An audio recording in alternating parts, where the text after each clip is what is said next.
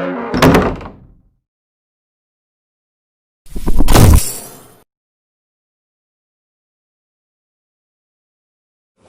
selamat malam guys.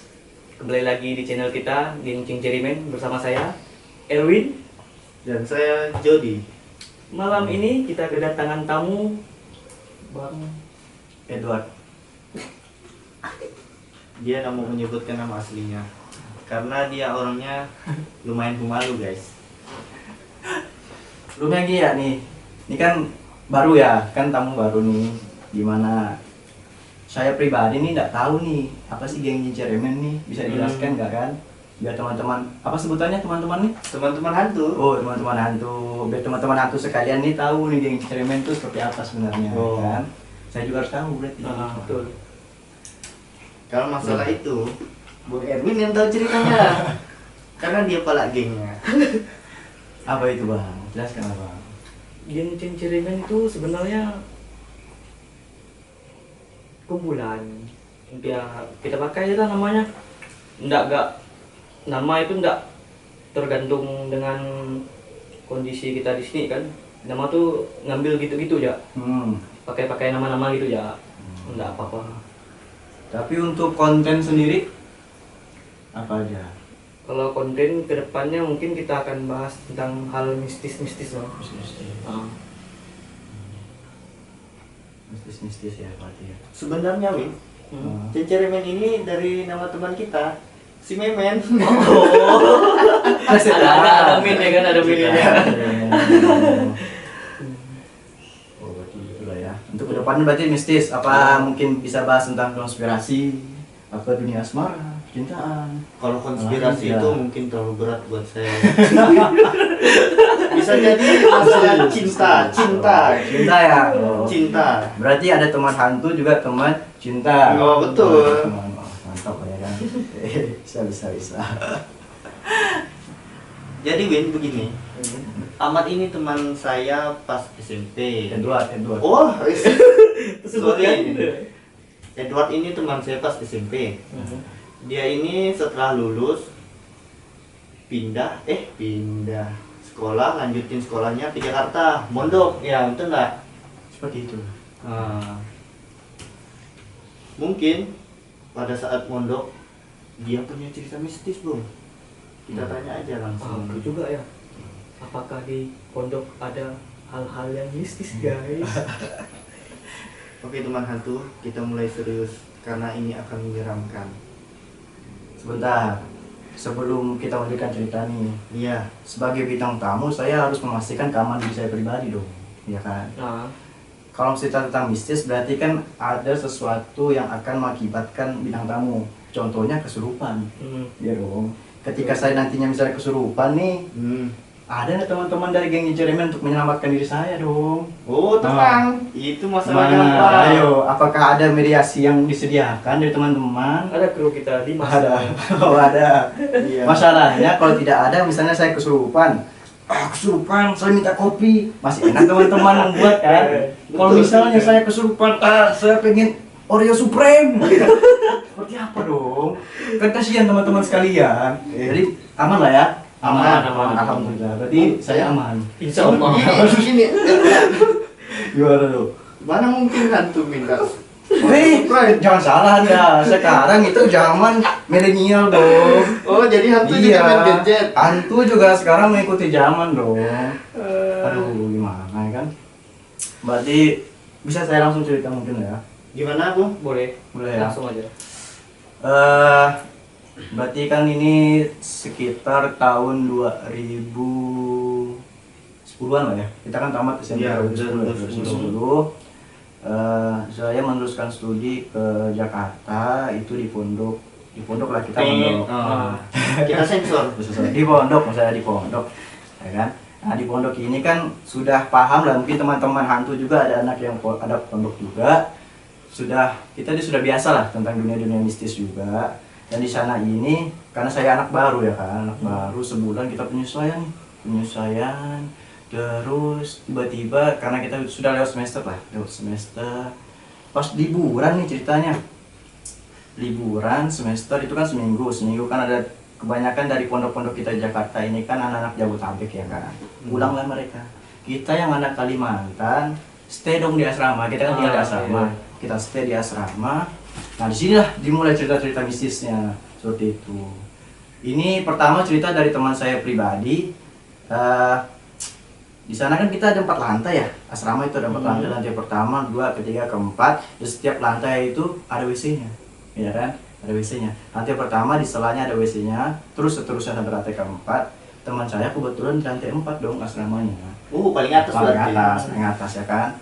Nah terus karena kita musim libur kan sepi nih, sepi. Jalan dong, kita kurang biasa lah kan. Kalau liburan kita habis liburan, jalan-jalan, bersih, ke mall, balik kan capek. Saya di lantai 3, dia di lantai 4. Baliknya lantai 4. Nah, di situ setiap malam, menurut pendapat beliau lah ya, menurut pendapat beliau, karena saya tidak merasakannya secara langsung, menurut pendapat beliau, dia mendengar tangisan wanita.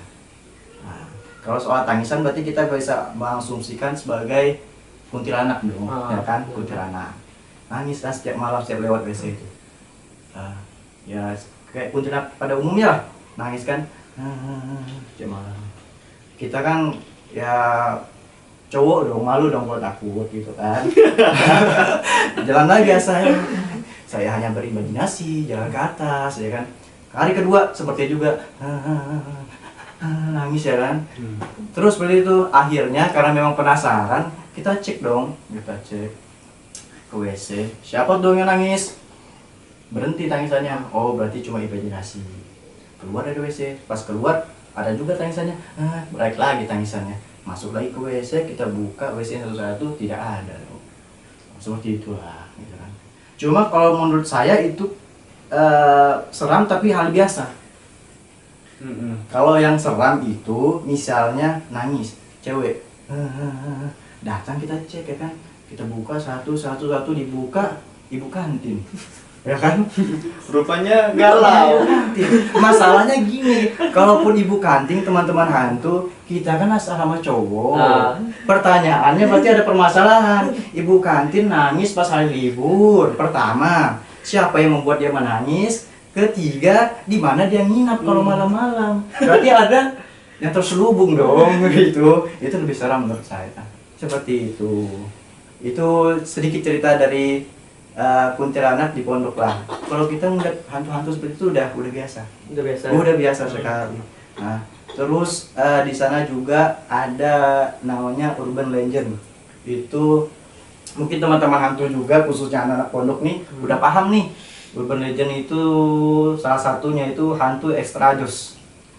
Iya, hantu ekstrajos. Mungkin Erwin dan Bang Jawari ini bisa mentafsirkan hantu ekstrajos itu seperti apa sebelum saya cerita ini. Gini Min. Gimana itu? Ini Edward Berusa. bukan. Gini, mungkin pada saat dia mau minum ekstrajos, dia habis minum obat. Jadi dia overdosis. Meninggal ya, Iya. seperti itu. Itu normal, pikiran orang normal seperti kita dong. Saya juga berpikir seperti itu. Sebulan pertama, wah kita dihantui dong, cerita dari kakak-kakak kelas kita kan, abang-abang kelas kita, senior-senior kita di pondok. Hati-hati kalau antum ente-ente sekalian lagi ke WC ada hantu ekstrajos. Saya berpikir dong, kok di WC ya kan? Kenapa tidak tempat-tempat yang biasa saja, apa kamar gitu? Kita lagi tidur dihantui, atau WC?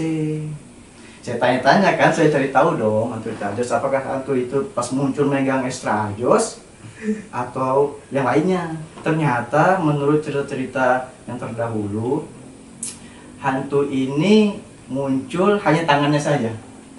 Tangan saja ketika kita sedang buang air besar. Anda tahu kloset ya kan? Iya. Kloset itu ada lubang ya kan? Hantu itu ketika kita buang air besar, berak, push, ekstrajos bos. Ekstrajos, Anda bisa bayangkan dong, ya kan? Bisa.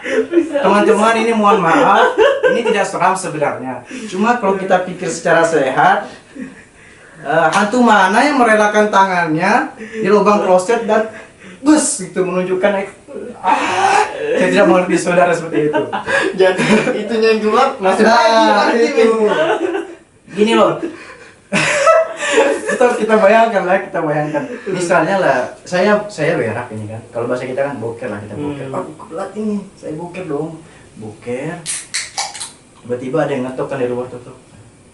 Padahal saya masa siapa? Tidak ada yang jawab. Nah, tidak ada yang jawab. Terus sekali ketuk-ketuk, kita lagi boker, tiba-tiba terus Rajus muncul lah kan dari kloset. Sas! Kita kaget dong. Wah, kaget dong kita kan, ya kan. Tapi lama-lama kok ada bantuan untuk membersihkan bubur saya dong berarti ya. Kotoran-kotoran itu sih makanya. Kok lama-lama enak ya gitu. Takutnya seperti itu dong kita. Gitu kan, iya. Aduh, memang tidak ada yang masuk akal dalam dunia mistis ini. Ini saya Ya ingin Allah. tanya Edward, apa mungkin tangan aktornya itu bawa tisu juga sekalian? Kalau bawa tisu masih mending saudara. Kalau dia bawa ekstra jos di atas tangan ya, otomatis kan licin dong. Tapi jadi itu tadi tangannya Ibu Kadin. Oh iya, saya tahu juga. Tidak ada yang tahu gitu. Jadi bukan Cinya nangis gara-gara suka Iya. Siapa tahu pelakunya dulu seperti itu. Kita tidak ada yang tahu ya kan. itu kan hanya Hanya mitos belaka, tapi untuk mitos legend ini sangat populer lah di dunia pondok-pondok dan sampai sekarang masih diceritakan tuh. Dan korbannya juga tidak jelas. Kalau ada korbannya mungkin bisa kita undang lah ya kan. Aduh, luar biasa sekali di pondok ini. Seperti itulah kalau di pondok ya. Korbannya pun itu keenakan kali ya. Ya itu yang kita takutkan ya kan. Geli-geli gimana gitu. Saat Gini, tusuk ya kan. sepertinya Anda sudah sering merasakan ya, Bung. Kan kenikmatan hakiki itu kan ketika kulit bertemu kulit halus ya kan. Takutnya ada sesuatu yang bergerak selain ya itulah. Aduh, aneh sekali memang. Itu di pondok sih sekitar hanya segelintir lah. Cuma untuk dunia permistisan di pondok-pondok pesantren itu sudah biasa karena kita sudah terbiasa lah dengan hal-hal yang demikian gitu kan. Jadi hiburan menurut kita gitu. Kapan lagi asrama cowok mendengar tangisan suara cewek gitu, perempuan gitu. Itu juga. Coba tahu ada yang mengajak curhat sama abang deh. Ya kan? Gak ada yang tahu juga kita seperti itu. Itulah.